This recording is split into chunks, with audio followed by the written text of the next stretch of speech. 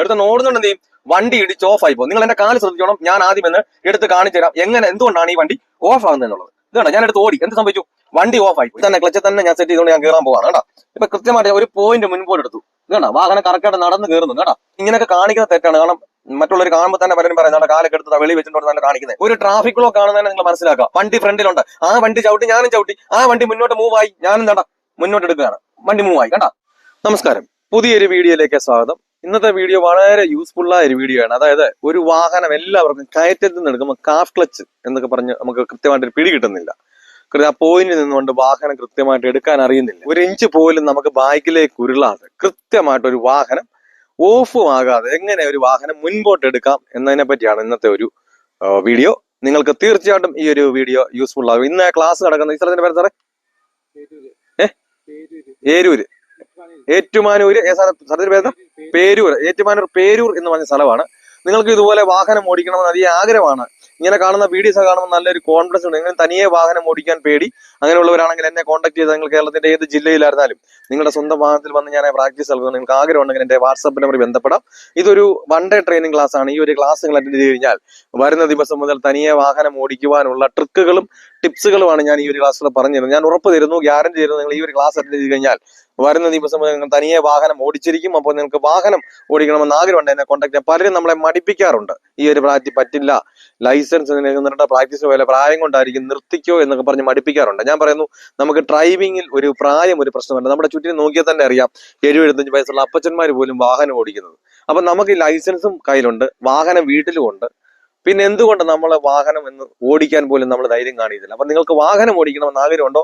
എന്റെ ജില്ല ഏതാണ്? പലരും വിളിച്ചു ചോദിക്കാറുണ്ട്, ഞങ്ങളുടെ ജില്ലയിൽ വരുമോ, ഞങ്ങളുടെ ജില്ലയിൽ വരും. നിങ്ങൾ തിരുവനന്തപുരം വരെ, കാസർഗോഡ് വരെ, അതിനിടയിലുള്ള ഏത് ജില്ലയിലായിരുന്നാലും നിങ്ങളുടെ സ്വന്തം വാഹനത്തിൽ വന്ന് ഞാൻ പ്രാക്ടീസ് നൽകുന്നുണ്ട്. നിങ്ങൾക്ക് ആഗ്രഹം ഉണ്ടെങ്കിൽ എന്നെ കോൺടാക്ട് ചെയ്യുക. അത് യൂട്യൂബ് വഴിയാണ് കാണുന്നതെങ്കിൽ ഒന്ന് സബ്സ്ക്രൈബ് ചെയ്ത് സപ്പോർട്ട് ചെയ്യുക. അതുപോലെ തന്നെ നമ്മൾ പുതിയതായിട്ട് ഇപ്പം ഇൻസ്റ്റാഗ്രാമും ഫേസ്ബുക്കും തുടങ്ങിയിട്ടുണ്ട്. നിങ്ങൾ അതുവഴിയാണെങ്കിൽ ഒന്ന് ഫോളോ ചെയ്ത് സപ്പോർട്ട് ചെയ്യുക. അതുപോലെ തന്നെ വീഡിയോ കണ്ട് ഇഷ്ടപ്പെട്ടാൽ വീഡിയോക്ക് ലൈക്ക് തരാൻ മറക്കരുത്. നിങ്ങൾക്ക് ഉപകാരപ്പെട്ടു, മറ്റുള്ളവർക്കും ഉപകാരപ്പെടുന്നുണ്ടെങ്കിൽ മറ്റുള്ളവരിലേക്ക് ഒന്ന് ശരി. ഞാനിപ്പോ പറഞ്ഞതുപോലെ തന്നെ പലരും 10 വർഷമായി 15 വർഷം ലൈസൻസും കൈ വെച്ചിട്ട് വാഹനം വീട്ടിലുണ്ടായിട്ടും ഒന്ന് ഡ്രൈവിംഗ് കയറിപ്പോയി സ്റ്റാർട്ട് ചെയ്യാൻ പോലും അറിയാത്ത പലരും ഉണ്ട്, നമ്മുടെ അറിവിൽ തന്നെ ഉണ്ടാവും. അപ്പൊ അങ്ങനെയുള്ളവർക്കും ഒക്കെ ഉപകാരപ്പെടുമെന്നുണ്ടെങ്കിൽ ഒന്ന് ഷെയർ കൊടുക്കുക. എന്തായാലും നമുക്ക് നേരെ വീഡിയോയിലേക്ക്.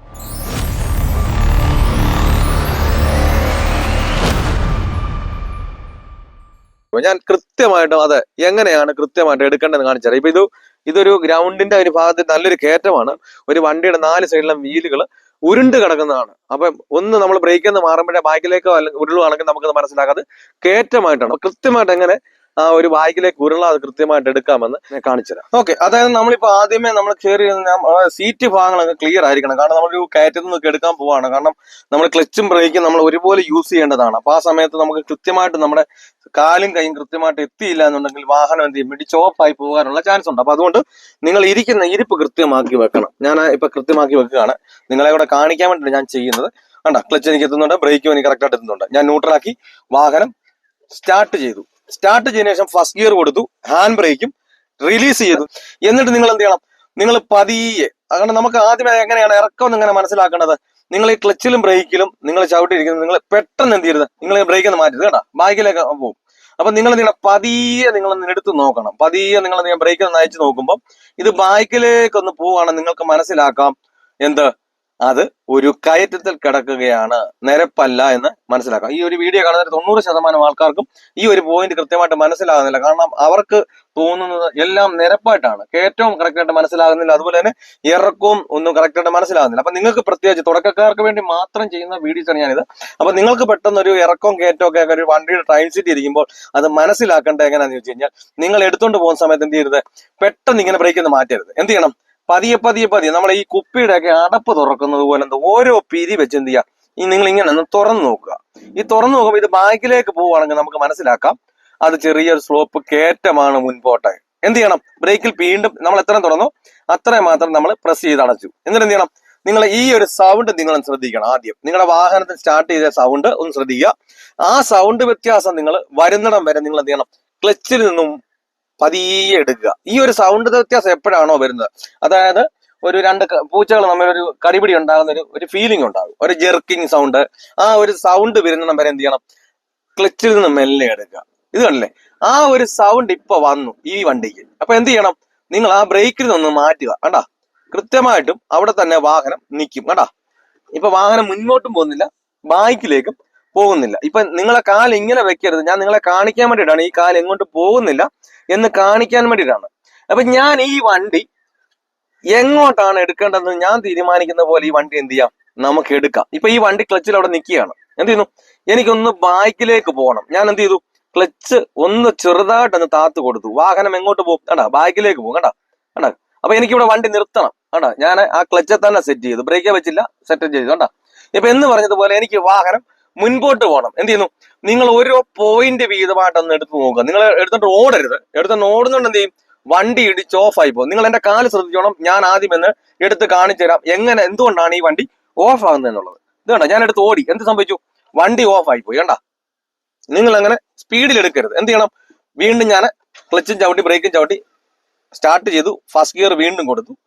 എന്നിട്ട് ഞാൻ ആ സൗണ്ട് വ്യത്യാസം വരുന്നിടം വരെ ഞാൻ എന്ത് ചെയ്തു, ബ്രേക്കിൽ നിന്ന് എടുത്തില്ല, ക്ലച്ചിൽ നിന്ന് പതിയെ എടുത്തു. ആ ക്ലച്ചിൽ നിന്ന് പതിയെ എടുത്തു കഴിയുമ്പോൾ എന്ത് ചെയ്തു, വാഹനം ആ ക്ലച്ചിൽ തന്നെ നിന്നു. കണ്ട, എന്നിട്ട് എനിക്ക് മുന്നോട്ട് പോകണം. ഞാൻ എന്ത് ചെയ്യുന്നു, നിങ്ങൾ നോക്കിക്കോണം, ഈ വണ്ടി ഓഫ് ആകാതെ തന്നെ, ഇത് നല്ലൊരു കയറ്റമാണ്, ഈ ഒരു കയറ്റം മുഴുവനും ഞാൻ ഇത് കൃത്യമായിട്ട് തന്നെ ഞാൻ എന്ത് ചെയ്യുന്നു, ഇതേ തന്നെ ക്ലച്ചിൽ തന്നെ ഞാൻ സെറ്റ് ചെയ്തുകൊണ്ട് ഞാൻ കയറാൻ പോവാണ്. കേട്ടാ, ഇപ്പൊ കൃത്യമായിട്ട് ഒരു പോയിന്റ് മുൻപോട്ട് എടുത്തു. ഇത് കണ്ടോ, വാഹനം കറക്റ്റായിട്ട് നടന്ന് കയറുന്നുണ്ട്. കേട്ടാ, നിങ്ങൾക്കത് വീഡിയോയിൽ കാണാമെന്ന് ഞാൻ വിചാരിക്കുന്നു. ഇത് കണ്ടോ, നമ്മൾ എടുത്തോണ്ട് ഓടുകയോ ചെയ്യരുത്. അപ്പൊ നടന്ന് എന്ത് ചെയ്യും, ഇങ്ങനെ നടന്ന് കയറും. അപ്പൊ നമ്മൾ കണ്ടാ, ക്ലച്ചിൽ നിന്ന് എടുത്തോണ്ട് ഓടുന്നതുകൊണ്ടാണ് എന്റെ വണ്ടി ഓഫ് ആയി പോകുന്നത്. കാലെടുത്ത് മാറ്റി വെച്ചു.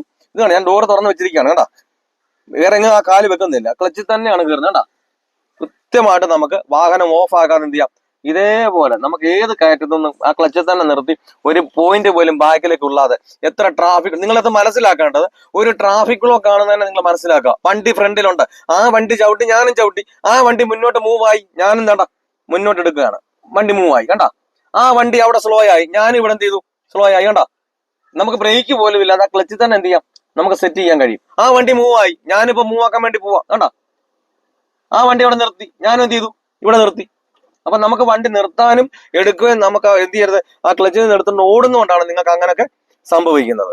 അപ്പൊ ഇതുപോലെ നമുക്ക് എന്ത് ചെയ്യാം, ഏത് കയറ്റത്തിലും നമുക്ക് ഇതുപോലെ നമുക്ക് സെറ്റ് ചെയ്ത് കഴിഞ്ഞാൽ എന്ത് ചെയ്യാം, വളരെ എളുപ്പത്തിൽ നമുക്ക് ഒരു വാഹനം ഏത് കയറ്റത്തിലും വണ്ടി ഓഫ് ആകാതെയും അതുപോലെ തന്നെ ബാക്കിലേക്ക് ഉരുളാതെയും ഇതുപോലെ കൃത്യമായിട്ട് എന്ത് ചെയ്യാം, നമുക്കൊരു വാഹനം എടുക്കാൻ കഴിയുന്നതാണ്. ഇപ്പൊ ഈ കാര്യങ്ങളൊക്കെ കാണിച്ചതും പറഞ്ഞതും ഒക്കെ നിങ്ങൾക്ക് വ്യക്തമായി മനസ്സിലായി എന്ന് വിചാരിക്കുന്നു. എന്തെങ്കിലും സംശയങ്ങളോ കാര്യങ്ങളോ ഉണ്ടോ, അല്ലെങ്കിൽ ഇന്നൊരു വീഡിയോ ചെയ്യുന്ന കമന്റ് ബോക്സിൽ വന്ന് ചോദിച്ചാൽ ഞാൻ ചെയ്യുന്നതായിരിക്കും. ഞാൻ തുടക്കക്കാർക്ക് വേണ്ടി മാത്രം ചെയ്യുന്ന വീഡിയോസ് ആണ്. നിങ്ങൾക്ക് എന്ത് സംശയങ്ങളുണ്ടെങ്കിലും ഈ കമന്റ് ബോക്സിൽ വന്ന് ചോദിക്കുന്നതാണ്. നിങ്ങൾക്ക് എന്തൊരു യൂസ്ഫുൾ ആയെന്നുള്ള കമന്റ്സ് രേഖപ്പെടുത്തുക. നല്ലൊരു ടോപ്പിക്കുമായി അടുത്ത വീഡിയോയിൽ കാണാം. Good bye.